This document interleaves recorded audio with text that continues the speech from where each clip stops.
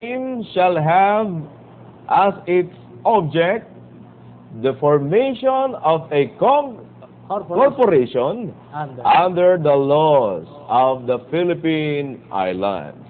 Therefore, it is not Christ who established the church. Why?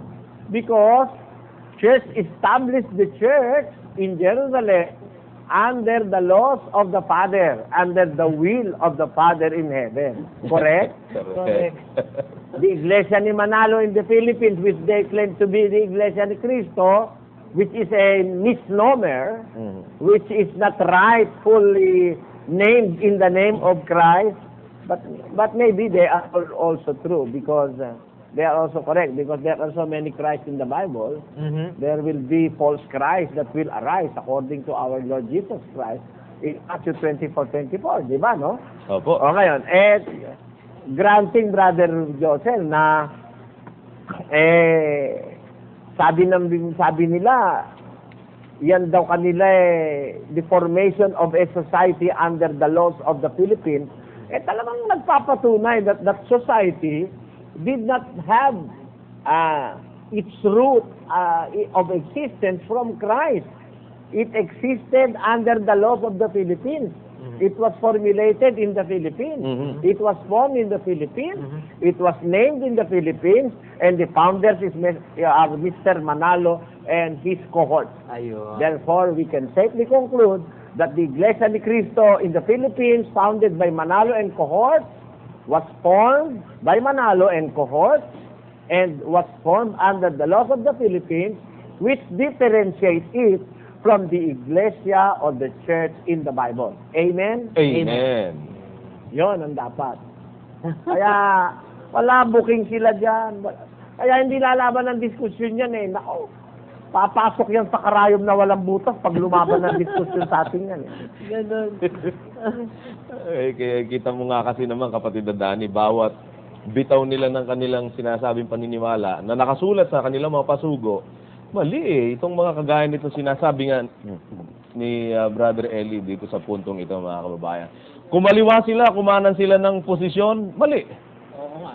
Oh. At ang isang pinakaingatan nga sila nila siguro kay Brother Eli, hindi na si Brother Eli kailangan pang mag-elaborate ng napakarami, kundi ang gagamitin na lang pala ni Brother Eli, yung deklarasyon mo, deklarasyon din lang pare-pareho, mahihirapan na silang i-reconcile yun, Brother Josel. Oh. I know, kaya nga ayaw nila lumaban ng diskusyon dahil ang makakalaban nila, pasugo. Ganun pala yun.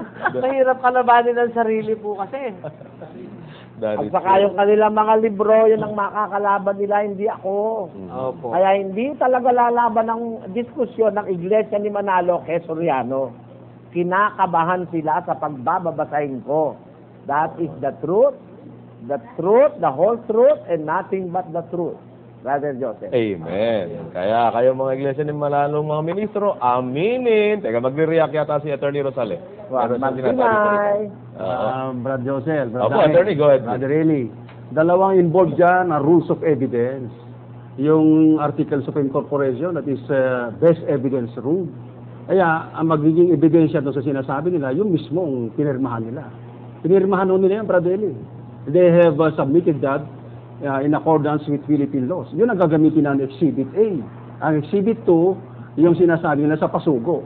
So, it is a declaration against interest. Gaano, attorney, may tanong ko po, gaano po katibay o ka-valido yung deklarasyon mo na ang itatapat sa'yo ay declaration mo rin? Aba, very yan. Talagang mabigat yan.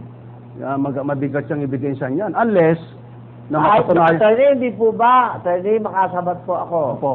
Hindi po ba sa husgado under the rule of estoppel, you cannot be against yourself what you have formally accepted, you cannot deny later, di ba, attorney? Ano po? Opo, unless na sabi mo, medyo hindi mo alam yung sinasabi mo. Unless, o kaya sinabi mo na napuwersa ka lang. There are other compelling reasons why you have stated otherwise. Pero ito, maliwanag ko, pinirmahan ho nila. Notaryado pa yan. Yung registration papers, ay talaga nakapirma yan. That is best evidence of what they have signed. Therefore, hindi sila pwedeng umatras dyan.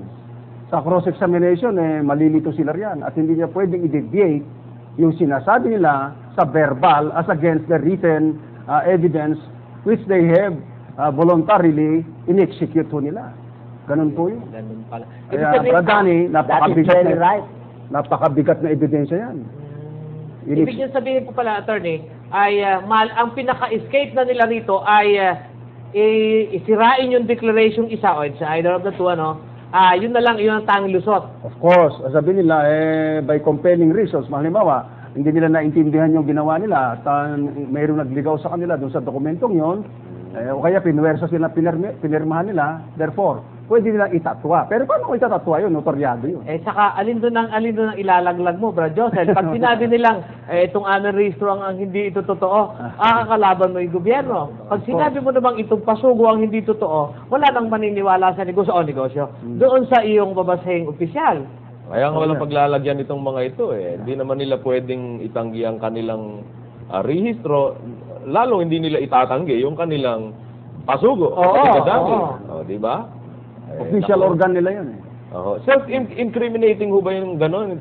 Yun ba tamang tawag ho ron, attorney? Yung bang, Yes, sa yung criminal. salita mo, ikaw mismong, That is nagdidiin sa sarili mo? that is the best evidence rule. Kung nilagay mo in writing lahat ang gusto mo, nandoon na yung prueba.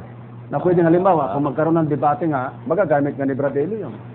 Na exhibit against them. Oo. Unless they will say, nagkamali ka na eh. Nagkamali kami niyan napirmahan ko. Nagmamadali ako nung, no. Under the rules of evidence, pwede ka ba magkamali? Babasahin mo maigi yan, lalo na yun, pinaparehistro mo yan.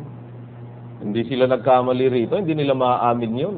Na nagkamali po sila. Yung pagkakarehistro, tinatama nila pati yan sa petsa ng 1914, kapatid na dati. Di ba? Very significant pati sa kanila yung petsa ng pagkakarehistro nito.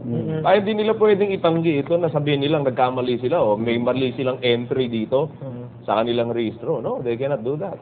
Kaya mangyayari po dyan talagang hindi sila lalaban kay Brother Eli dahil pag binuklat ni Brother Eli sa harap ng pagmumukha nitong mga ito, ang kanilang pasugo, mali ang paniniwala nila. Base sa Biblia. Pag binulat-lat pati ang kanilang rehistro, kinokontra rin nila ang kanilang sarili. At saka, ayaw naman sa sinasabi nila sa kanilang pasugo. At saka, Brad Joseph, alam mo, pagka ganon, pinapawalang bisan nila yon. That is a ground for the cancellation, no?